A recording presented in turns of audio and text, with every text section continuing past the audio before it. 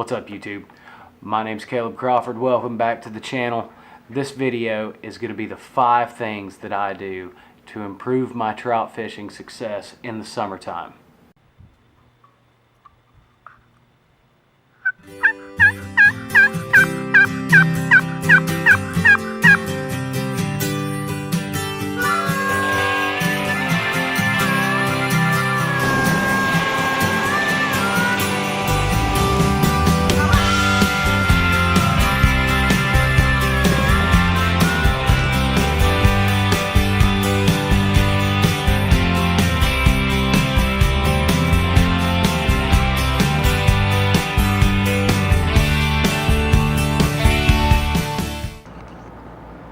Alright, we're just going to get right into it.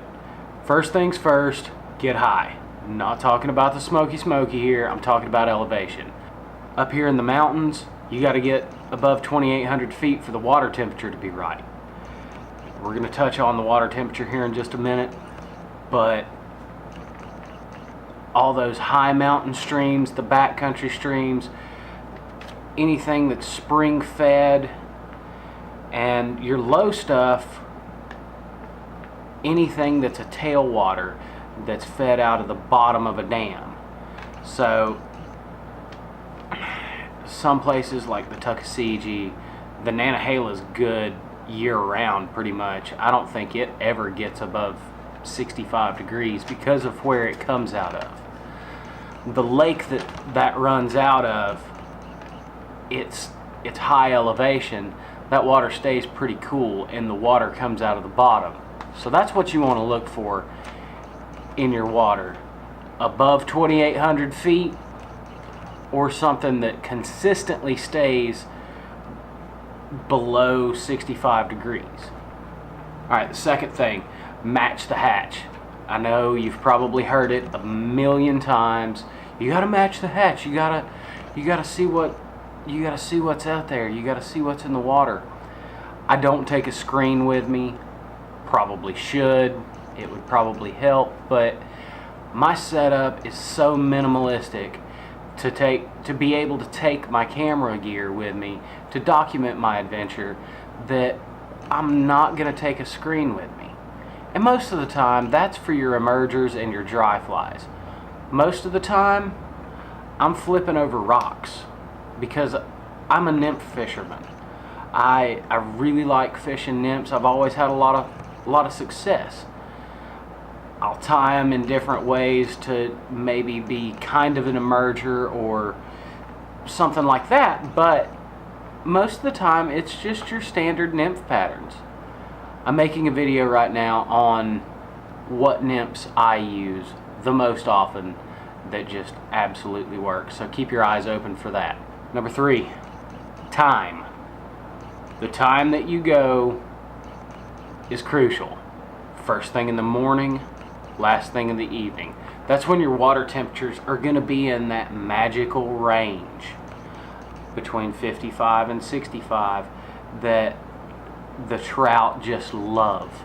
That a lot of the times in the spring, right when it hits that 55 mark, the mercury's coming up, hits that 55 mark, man, you start absolutely slaying them. Yeah, you get quite a few bites throwing the right things in 45 degree water, 50 degree water, but for some reason when it hits that 55 degree mark, that's just like it's hammer time for them. It's feasting time. So mornings and evenings, I'm not going to say that fishing during the middle of the day isn't good, because it can be. You've just got to try it. You've just got to try out different times in different streams, and if you've got a day plan to go and it's supposed to be nice, the air temperature's okay, stay out all day, take you a lunch, fish all day, but more than likely, the most activity is going to be early morning, late evening. Number 4, go deep, especially in the middle of the day. First thing in the morning, yeah, you can you can throw some emergers, dry flies, and they'll probably hit on it because they're looking for everything that at that period of time, at that time, and the water temperature's good. But if you can't get up in the park or somewhere high elevation or a tailwater that's got good water temps, you're gonna have to go deep. Find the deepest holes and the quickest runs, because trout want that cold water. Cold water holds oxygen better. It's the right temperature for their bodies, and especially faster moving waters, deep holes where big runs come into it, a big drop comes into it, that's perfect. They're probably going to be right up at the head or right down at the tail. I don't find them, I find them every now and then in the middle, but most of the time, right up at the head of it or right down at the tail and right in the seam of the different currents. So what do I mean by going deep? You've got to get down there to the fish. If this is the fish and your fly is way up here and you're outside of that, you're above 65 degrees, that fish is not going to come up to get it. It's just not. You've got to hit them in the face with it, and they're going to be down on the bottom. So heavy nymphs, use sinkers if you've got them, and one thing that I really like to do is a drop shot rig, and I'll show you guys how to do that probably the next video. I've got a lot of videos that I want to make for you guys on how I fly fish, and hopefully help some of y'all to get better at it, hone your skills. I don't know everything. I am not a professional angler, but I've been fly fishing for 2 years now, and I've done it a lot. And I've made a lot of mistakes along the way. If I can share those with you and help you not make those same mistakes, help you guys get into fish quicker, then that's what I want to do. That's what I'm here for. I want to show you guys, share my adventure, show you guys the mistakes that I've made, and help you learn from them. Also, it'll teach me. It's going to get me out on the water. It's going to get me thinking more about what I'm doing. So this is as much for me as it is for you, and I hope you guys enjoy it. Alright, the fifth and final thing, capitalize when the conditions are right. I can't stress that enough. If you know that this weekend that the conditions are going to be just absolutely spot on and you've got the free time, get out on the water. What to look for? Drops in air temp. That's going to make the water temp cooler. Changes in barometric pressure. I still haven't figured out what change does what, but I know it affects them. On a sunny bluebird day when pressures are high, bites are hard.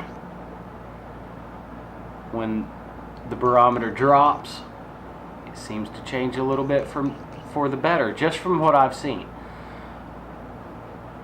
If you've seen something different, please let me know. I want to learn this stuff too, but this is just what I know. So anytime a storm is moving in, the day before and especially that day of, I'd get out there and fish. Yeah, you might get wet. It's summertime, it's hot. Probably not going to be that bad.